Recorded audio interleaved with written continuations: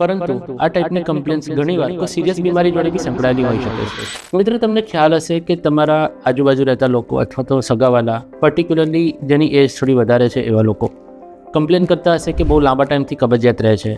Mostly આ ટાઈપની તકલીફને લોકો સાદા પાઇલ્સ કે મસા સમજીને ઇગ્નોર કરતા હોય છે. પરંતુ આ ટાઈપની કમ્પ્લેન્ટ્સ ઘણીવાર કોઈ સિરિયસ બીમારી જોડે બી સંકળાયેલી હોઈ શકે છે. એમાંની એક છે મોટા આંતરડાનું કેન્સર.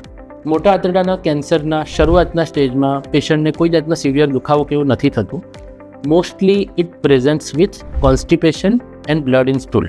કોલોન કેન્સરને જો અર્લી સ્ટેજમાં ડાયગ્નોઝ કરવામાં આવે તો એ સારી રીતે ટ્રીટ થઈ શકે છે અને ઘણીવાર એના પછી લાઈફ લોંગ કોઈ ઇશ્યુ નથી આવતા.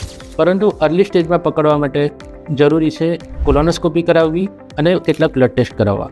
મિત્રો, જો તમને આ ટાઈપના કોઈ સિમ્ટમ્સ હોય અથવા તો તમારા નોન ટુ હોય કોઈ આ ટાઈપના પેશન્ટ, તો આજે ગેસ્ટ્રોએન્ટ્રોલોજિસ્ટની સલાહ લો અને નિદાન કરાવો.